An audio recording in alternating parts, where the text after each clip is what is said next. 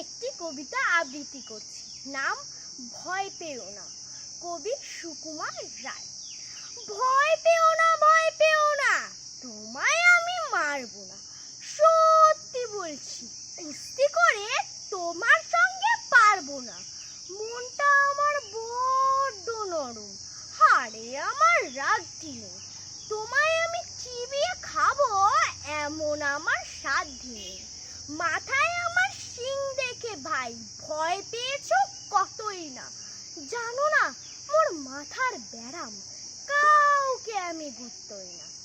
এসো এসো গর্তে এসো, বাস করে যাও 4টি দিন।